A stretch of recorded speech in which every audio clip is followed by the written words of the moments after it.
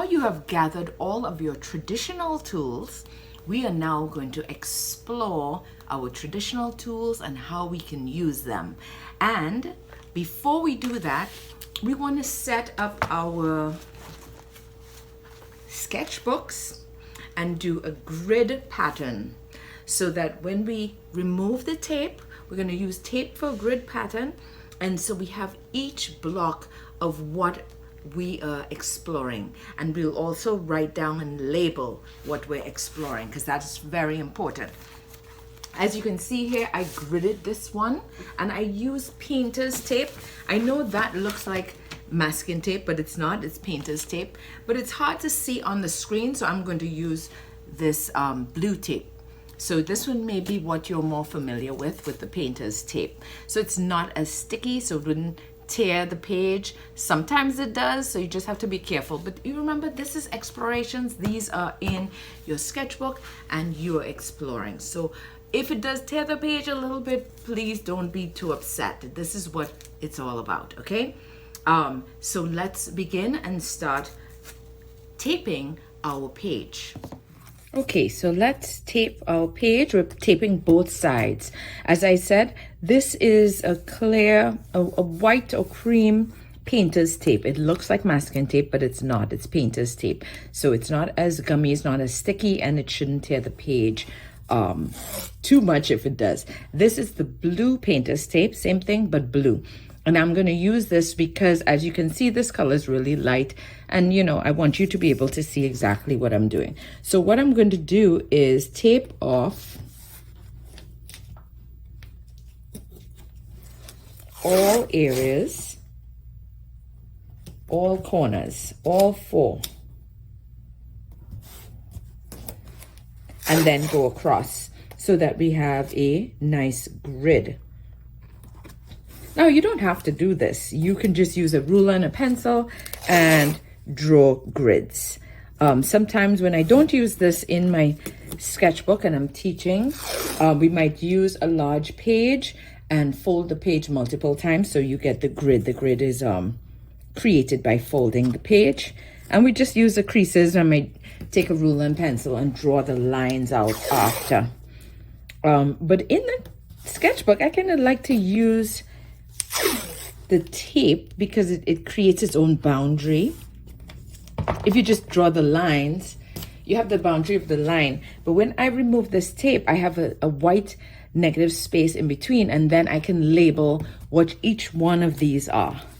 And now remember, with this mixed media exploration, feel free to make notes throughout all of my sketchbooks, which are where a lot of my paintings are birthed, because the ideas come from them, and then I take it to the next level onto my canvas, etc.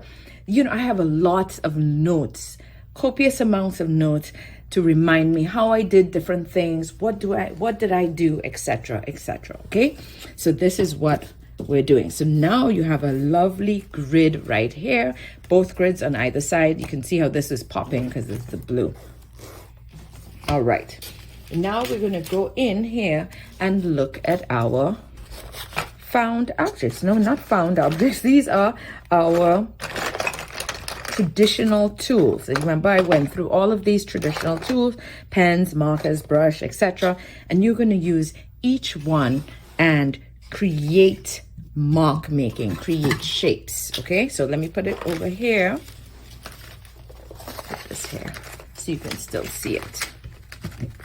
All right, now get a palette of some sort, and you're going to put some ink or paint into it.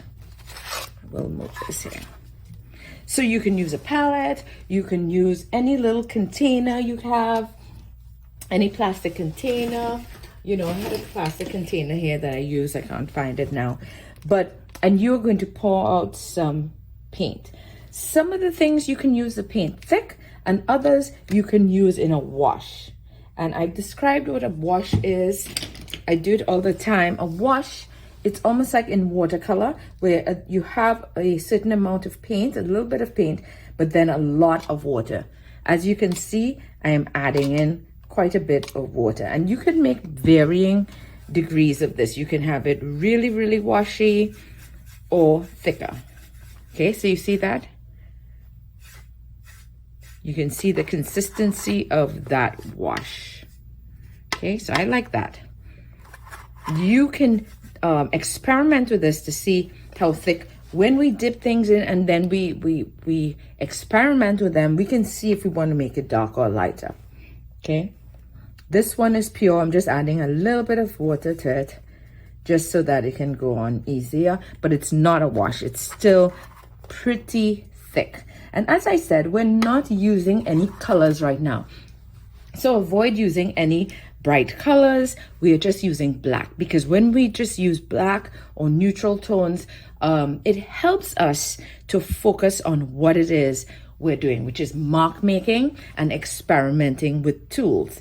Here we're experimenting with traditional tool. So this traditional tool I'm using is a brush, a traditional brush. And look at the size. It's like a medium size. What happens when I make a mark? Okay, good. Let's try another one. I have a small brush here. What happens when I make a mark with this small brush? It can be any mark you want. I'm using the tip of the brush. Look at that. Whereas the other one, I use the side of the brush. Okay?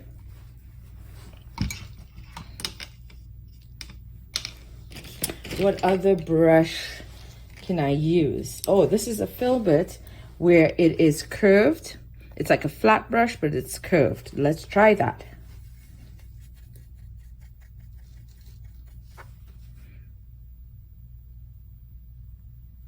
What happens if I do that with a brush? Now you realize how you could experiment so much. I could have a whole page just with marks I can make with the brush alone. So if you would like to do one full page with brushes alone, you know, do it. Just explore and explore. Really go to town with them. All right.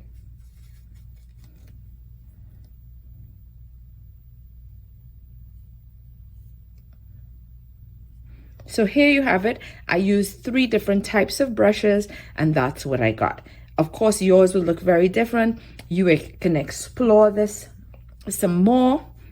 Let me do another one just so you have an idea of all the things you can do with your brush. Let me try this one. What if I want to just, using the tip of this brush, look at what I'm doing. Right? Tip of this brush. Oh, I have this wonderful brush here. Look at this. This could have given you the similar thing as well with a long stroke.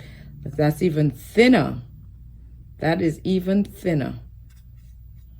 And I used it in the thinner wash. Look at that.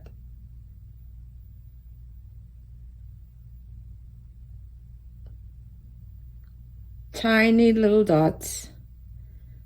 Larger ones if I just kind of, look at that, lines. All with a traditional tool, but using in very non-traditional ways. A traditional way with the left and right, swirling. Look at all the things that we're making with that. So explore and allow yourself to, just be free.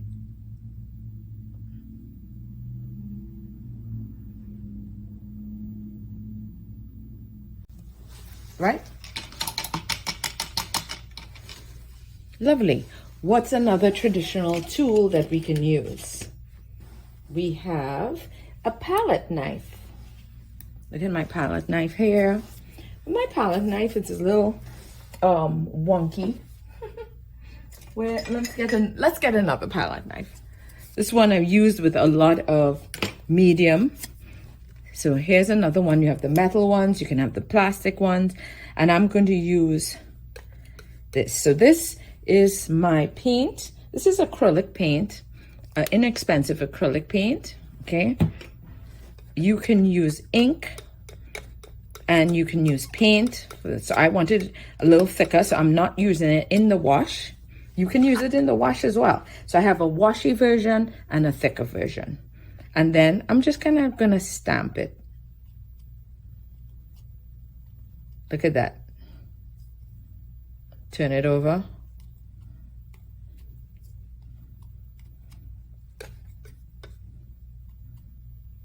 You know, it'll be cool. So I think because it's nice to be able to explore different ways. Remember what it is that you're doing, because I want you to label. So you can write it on here. And then when you peel it off, you do it in pencil. If you don't remember, you could just write it there. So this could be brushes,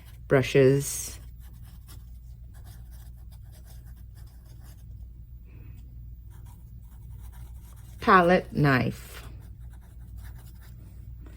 palette knife.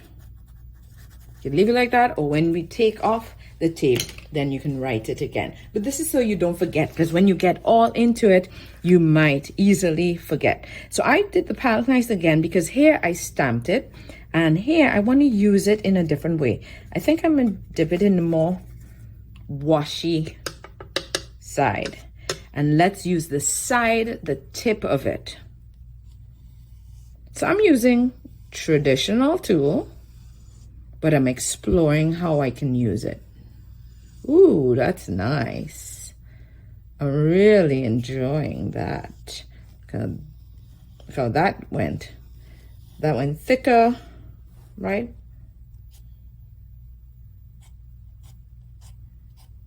Please, no wrong or right. It's exploration. Exploration. Oh, I like that line. What are your palette knives giving you? Okay, we know about using the palette knives like that, scraping across. So I'm doing a little everything on those blocks. And remember, you can use many pages. You can use a large page if you want to take this to a large sketchbook, or if you want to take this to a large page, a sketchbook page. Those large sketchbooks you tear out and you can do this, okay? But I like to do everything, a lot of things in my actual contained sketchbook. So I see all the ideas come together, okay? So you could keep it in one space, but you can explore this even further if you like. So that is the palette knife. All right, let's go to some other traditional ones. We have the Posca pens.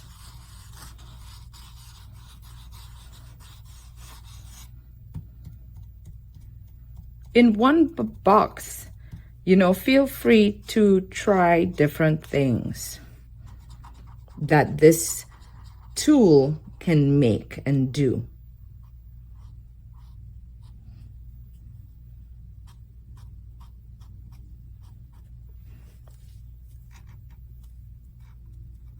All right. Let's go with a Tombow marker. And these markers, you have a brush tip, and then you have a thinner nib like that. So, let's see. So this is paint pen. It's good to label right away because I will forget. I don't know if you will remember. And this is markers. Two sides. You decide how you want to label it. But guess what? They're also water soluble. So you know what we're going to do. So this is a nib I'm going to start with. Just start making some lines, random lines, mark making. Mark making. I'm going to use the other side here. This is the brush tip. So I'm using like on the side of it, and I could also use the tip to make it thinner. See?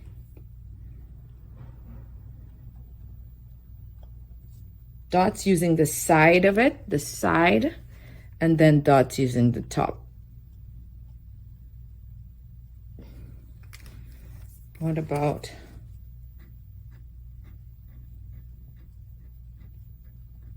this is the other nib and dots. Okay, so you're seeing what it gives you. Now, if we were to go in with a clean brush, right? I just dipped it into my water. My water is right here. It's getting dark, but remember we're not using other colors, so it's okay if we're seeing it like that. And let's see what happens. You see? So this is water soluble. So you can put a brush loaded with water and pull that ink, and you can get some interesting washes, like a watercolor wash. Okay, see that? All right, so we're getting somewhere. So you just continue with, you know, your found objects. Let's see what else. This, we have, what do they call these? These are oil pastels. No, this is actually I'm trying to get the actual name. Artist Mixed Media Gel Sticks. These are gel sticks. And one of my students gave me this. I thought that was just so wonderful and sweet of her. And so I used it in many ways. It's just like, it feels very soft and they're very vibrant, just like oil pastel. So this is my oil pastel here, but I feel like this is softer. But we can check that out. You remember you're exploring all of your materials. So this is a gel stick. And I'm going to put oil pastels here. Let's see what the gel stick feels like. Ooh, I just decided to do that. You know, I'm not planning how I'm going to make marks. I'm making marks. So look at that. Dot, dot, dot, dot, dot, right? Creates a circle. Let's do other lines. Ooh. What happens when we go in heavy and thick? Look at that. Feels very similar to the oil pastel. Really nice. When I do something like this, I automatically want to scrape into it, because I know it's going to give a really nice scrape. Oh, I guess not. You can see it. I thought it would have shown me more of a scrape, but it didn't. Okay, you can see that. But that's what it's all about. That is what it's all about. Let me zoom this in for you to see. Are you seeing that? It's subtle. And in some things, it'll be cool to see that.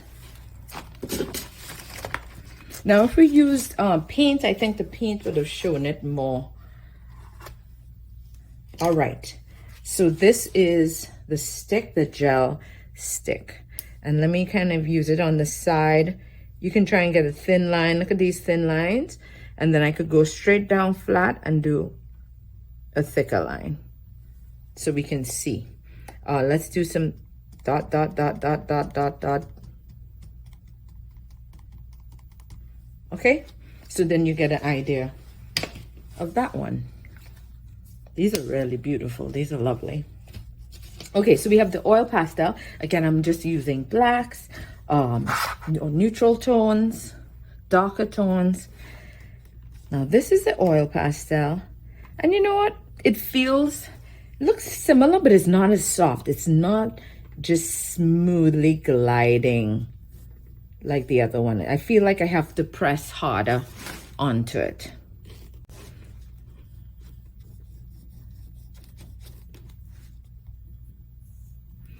And then let's see if we to color in an area. Okay, I have to press much harder than the other one. The other one is like butter. It just really feels beautiful. So it scrapes in, not much. Okay, dot, dot, dot, dot, dot. I just feel like I have to go in harder to create any sort of mark or line, which is still lovely. So there's a place for each one. You know, you're doing a design, you may not want it too soft, and other times you may want it soft. So this really gives you a softer feel. Like going straight ahead, you can get these little dots. It doesn't give you that cute circle, and that's just because of the shape of that one. Okay, wow, look at that page already. Look at that page. I would love to see yours. Okay, and then we'll label them. So we'll leave that to dry fully.